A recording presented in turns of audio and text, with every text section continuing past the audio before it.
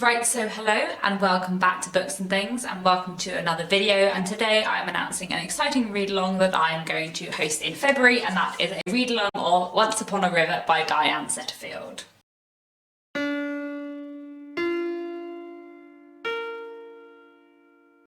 So Diane Setterfield is one of my absolute favourite authors ever. She is probably my favourite living author. She's probably my favourite non-19th century author. I think her books are just absolutely amazing. She's written 3 fantastic books: The 13th Tale, Bellman and Black, and Once Upon a River.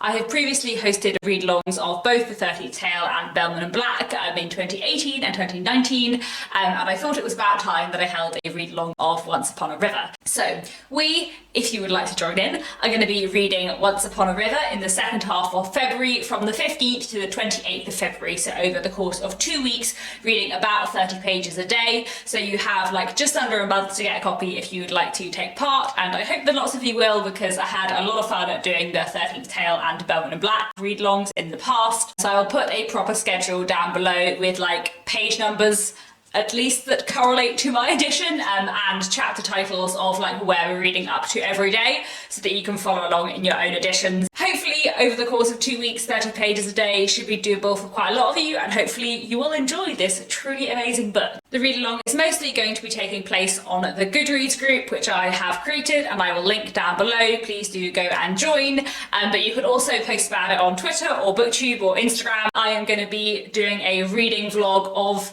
my rereading experience as I read Once Upon a River. Let me tell you a bit about Once Upon a River, what it is about, and why you should want to read it, because it is truly amazing, I promise. This is a fantastic historical fiction novel set in the Victorian period, and it tells a story of various characters with lots of interweaving plots and interweaving relationships, kind of focused around this one particular pub on the River Thames. And this pub, the Swan, is a pub of storytelling. Lots of people go there to tell stories, and one day it kind of gets involved in its own story when 2 people crash through the doors of this pub, one of whom is a man who is seriously injured, and he is carrying in his arms a dead child.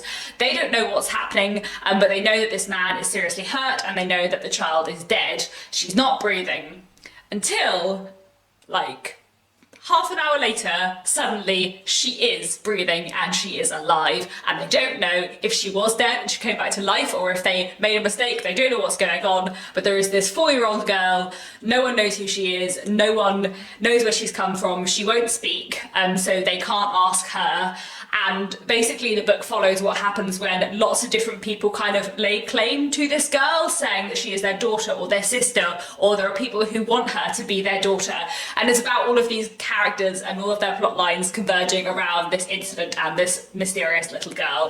And it is just amazing. There are so many things that I love about Once Upon a River. One of the things I love about it is how Victorian it is, and how wonderfully it looks fascinatingly at Victorian issues, and it just explores that time period and all of the complexities of it just so wonderfully. Another thing I love is the atmosphere in here. Diane Setterfield is an incredibly atmospheric writer who just is so great at creating an atmosphere. Her books often deal with and explore the Gothic and Gothicness in a really interesting way, and I love the atmosphere that runs through this book. It is just fantastic. Another thing I love about Once Upon a River is the kind of hints at potential magic in here. You're never really sure if this little girl is magical or not, and you spend a lot of the book kind of trying to work out if there is something supernatural going on here, or if there is some kind of rational explanation, and I really love the way Diane Setterfield just deals with that in such a brilliant way. Another thing I love in this book is the characters and the character relationships. There are so many amazing characters in this book. It is a book that has a lot of characters with a lot of different interweaving plots, but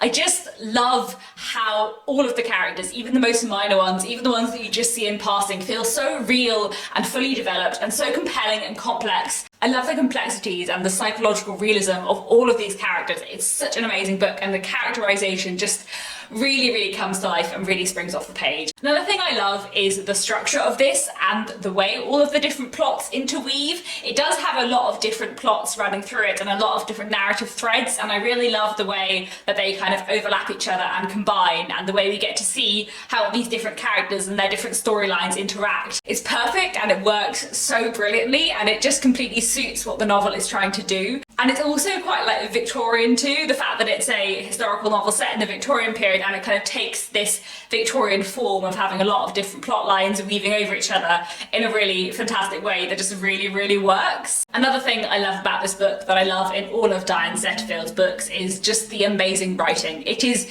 completely beautifully written, but, and I know I've said this before, I feel like Diane Setterfield is one of those writers where her writing is intensely beautiful and clever and smart, but it never gets in the way of the storytelling. Like, the writing is always there to serve a point, to get the point across, to tell the story, explore the themes, bring the characters to the fore, but it's also beautiful in its own right, but it's also doing all the right work, and I just really like that. I think she is such a great writer with such a wonderful way with words. And the final reason why I love Once Upon a River that I wanted to mention today is that it is like infused with a love of storytelling. I really like that the pub that this story centres around is a pub where people come to tell their stories, and a lot of the book is about storytelling, people telling stories to other people, and people like telling stories to themselves and trying to fit this mysterious little girl into the narratives of their own lives in just this really clever, wonderful, smart way. It's just so great.